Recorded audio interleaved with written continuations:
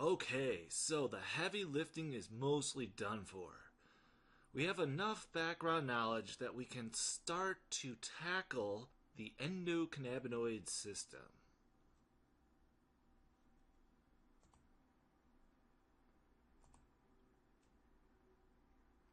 Your learning goals for the first introduction to the ECS is to identify its three main parts, and then generally where the endocannabinoid system is located on the human body. From here, I'd like you to describe the main advantage of having two different ECS receptors. Then I'd like you to be able to explain why ECS is, quote, a secondary system for humans. The endocannabinoid system is very old. Nearly all species, from worms to plants, have a full endocannabinoid system, which consists of three parts. The enzymes, which break down the cannabinoids and the cell receptors, so this is like the cleanup crew. Well, how do you know what to clean up? Like everything else, it's shape and function. So you have to have specific shapes to latch on to the endocannabinoid receptors and cannabinoids themselves so that they can be broken down. The next part is the signaling molecule, the cannabinoids themselves. The last part is the receptors, which process and integrate the signal into the cell metabolism. Which, do you remember what that describes?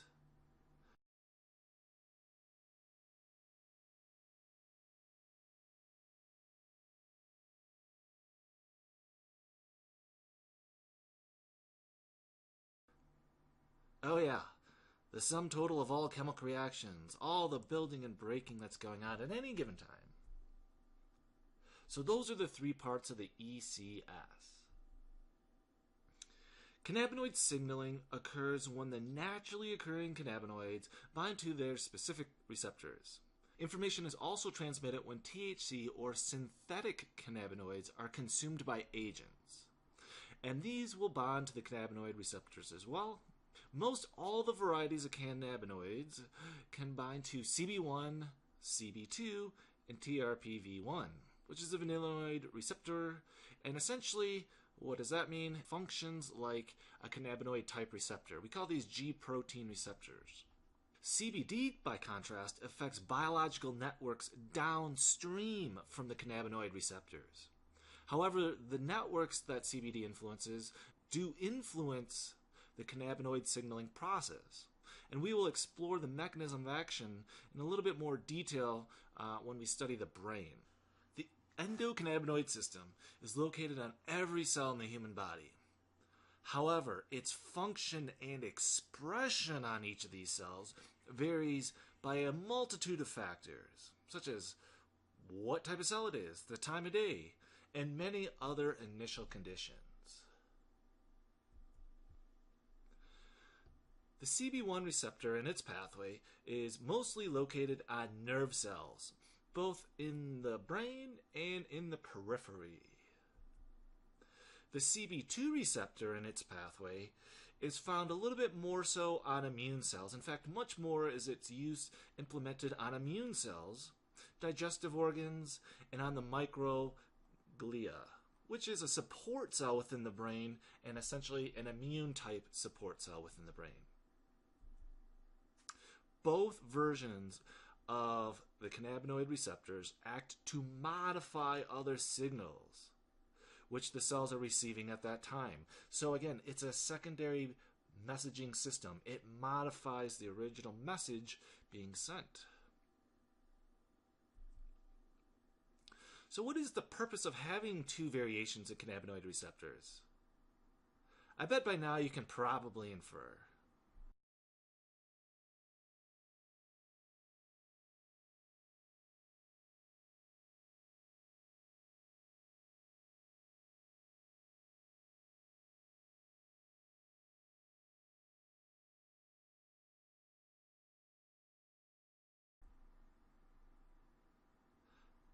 That, if there are two receptors, it must have increased fitness at some point in time. Indeed, an increase in complexity for cell communication comes from having two different receptors. It's kind of like having more letters in an alphabet. More information can be processed. Now, what about the ECS being, quote, a secondary messenger system? Why is it only a secondary messenger system? Well, recall that even very basic forms of life use an ECS. So it's been present within different species for nearly 500 million years. Now, depending on the lineage and its evolution, the ECS took on different roles. For us humans, our lineage has evolved other messaging systems that serve as the primary means of communication. However, the ECS still exerts biological influence, and the disruption of an ECS can have serious medical effects. And this is dependent on the conditions of the system, right? So not for everybody in every disease state is an ECS out of whack. Nor would it be then that supplementing the ECS with exocannabinoids, i.e. cannabis, would help. Now that the introductions to the ECS have been made, we can dig deeper into its biological function. Part 2. Signal Integration. First, we will explore the shape and function of why THC is able to interact with the ECS. Then we will go over different scenarios of how the ECS can operate. We will explore the sensitive dependence of initial conditions which affect ECS operation. It all goes back to shape and function. The shape of THC is very similar to the shape of the endocannabinoid 2-AG. Not exactly, but when you're looking at these images, the two, maybe they could appear very different to you. So, as with two-dimensional renderings of three-dimensional objects, you need some orientation. So let me help you out. The details of complex systems and the details of agents, the details in general do matter, but only if the details are sufficiently different enough to cause a difference in outcome of the system. So yes, it does matter, and no, it doesn't. And that depends on the outcome. So your first thing to notice about these two molecules is the oxygen atom that occupies the outer edge position. The second thing to notice is the methyl group, or the CH3s that are present on both THC and 2-AG. These two similarities are sufficient enough to allow THC to bond to the endocannabinoid receptors in your body. Again, an important note is that the other aspects of the shape of THC are not different enough to inhibit the bonding to cannabinoid receptors. The message being communicated is sensitive dependent on the initial conditions of the system. The message depends on and provides context to, right? So the aspects of the person, the cell type, its location within the tissue, the time of day, what genes are currently being expressed in that cell, the age of the person, etc. All of these things influence how the signal is interpreted and how outside or exogenous THC would then impact the messaging of the ECS. So it's multidimensional, nonlinear, and good luck reducing the system to a single component and then using that to predict something useful. There are two sides to everything. I mean, there are at least two sides when thinking about the probabilities of molecular shape and physical state outcome. Indeed, cannabis impacts the system. Here, the system is a person. But that person has conditions which determine how cannabis is likely to be used in a given situation. And this is more true for experienced cannabis users, as outside experience can lead to homeostatic changes in the internal environment.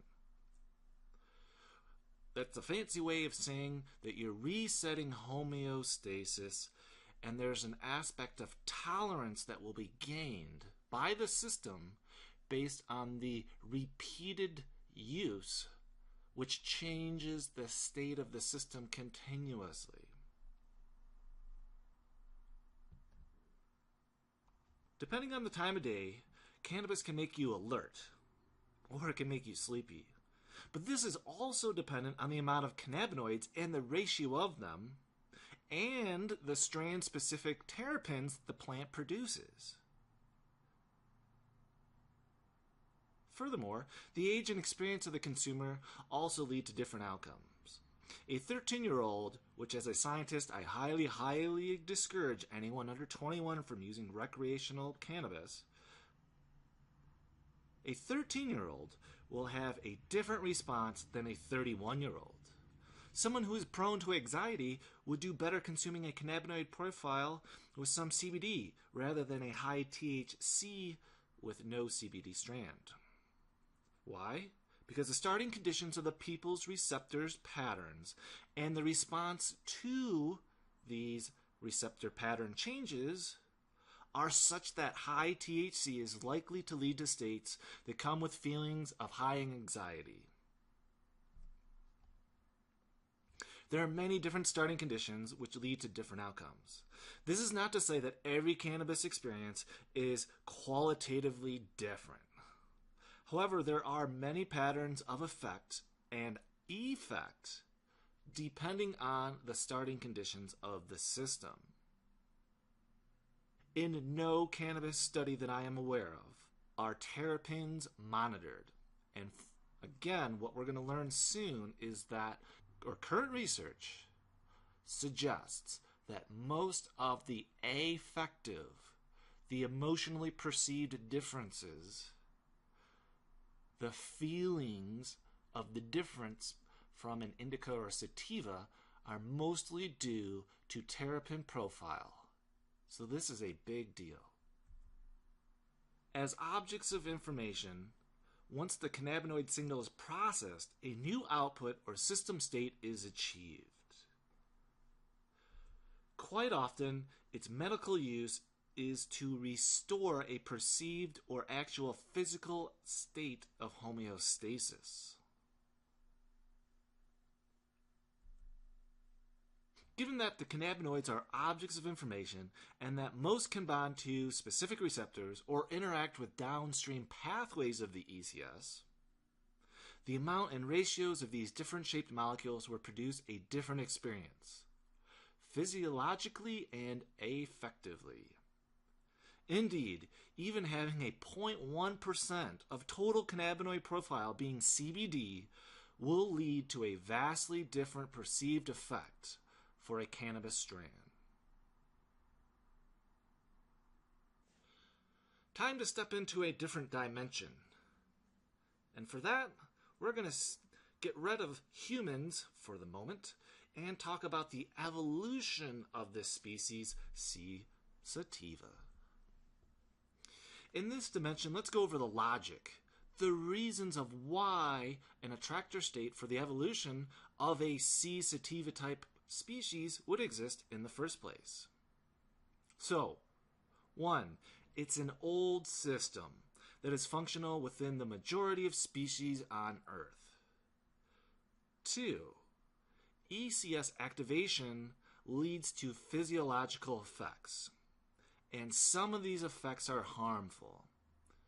Therefore, production of excess cannabinoids is an attractor state since it would influence fitness of species who would interact with cannabis, presumably to eat it or harm it. Indeed, excess cannabis has been shown to induce cell suicide. C. sativa produces other classes of compounds, and cannabinoids may work synergistically with other terpenoids to deter fungal, bacterial, and insect predation. by attacking multiple biological networks with cannabinoids and terpenes, the probability of a desired effect would then be increased for this species. And just like every other species, diversity gives nature options to choose from and increases the probability that a population would continue. Since C. sativa is wind-pollinated, its seeds are likely to travel far from parent plants. And this would increase the variety of environments that the species would be exposed to. Overall, this created a positive feedback loop, leading to increased genetic variation and improved fitness of strategy. Again, wind pollination is going to get you to different environments. That's going to select for different cannabinoid profiles, presumably if the environments are different enough. And that's going to create a positive feedback loop of spreading to more and new different environments that it's capable of success in, thus increasing variety. So we humans act just like nature, selecting what works. For us, though, it's among a population of interest. Humans have been selectively breeding C. sativa for about 10,000 years for a variety of uses. Yes, 10,000 years. So we should briefly go through the history of cannabis with humans.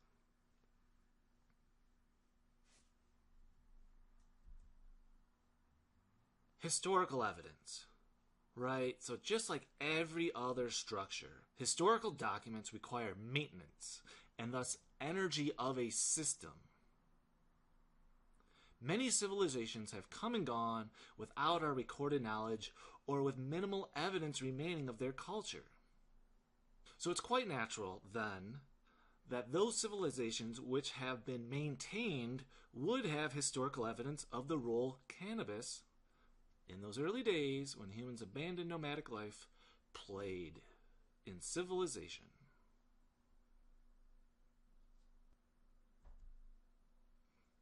Hieroglyphics of cannabis are found throughout Egypt's rich history. Evidence from the 5th dynasty, approximately 2350 BCE, suggests that the usage of hemp fibers was widespread. This occurred on many pyramid texts. A glaucoma treatment was cited in the year 1700 BC, and hemp fibers, pollen, and seeds have been discovered in many Egyptian tombs. On the other side of the world, evidence of an ancient shaman tells a different story for cannabis use.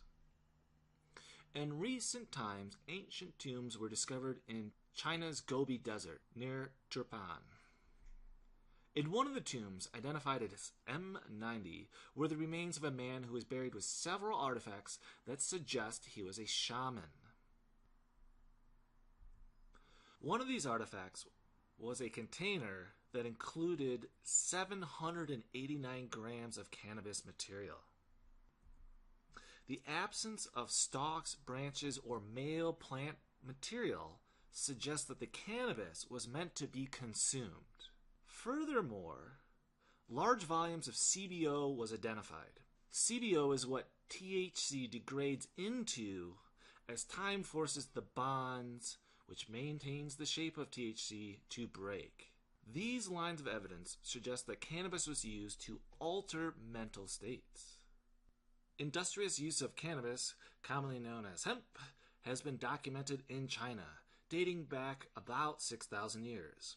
Furthermore, other anthropological evidence suggests that hemp cultivation occurred very early within certain farming societies. So what is the difference between hemp and cannabis? The answer would be phenotype, i.e. its traits. Essentially, they are the same plant.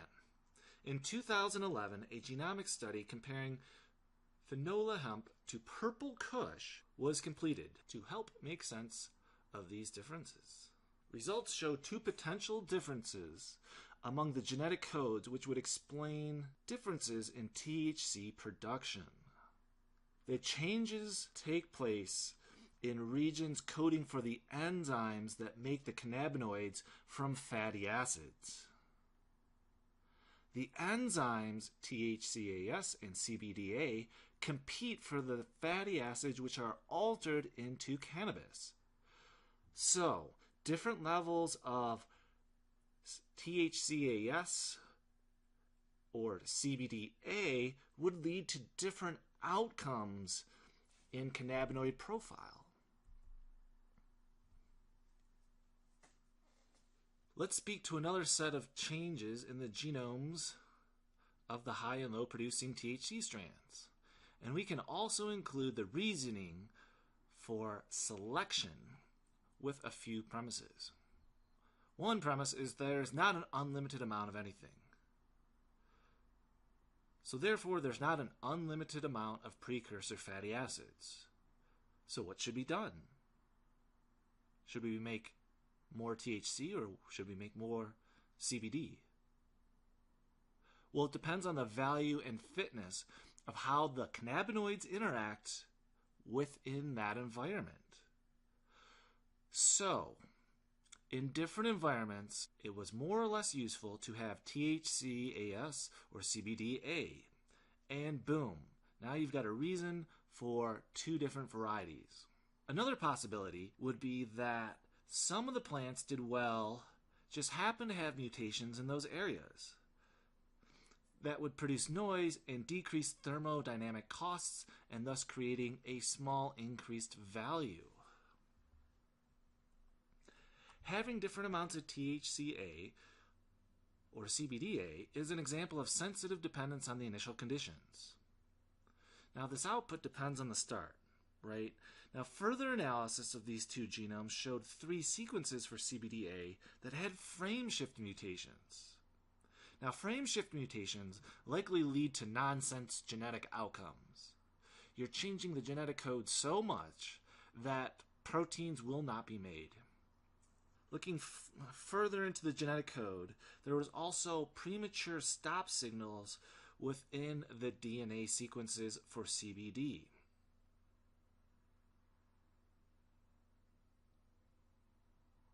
Now, when you take that and combine it with other genetic differences that showed that purple Kush would have increased transcription factors in regions that lead to increased production of the modified fatty acids, which are then used by enzymes to make THC.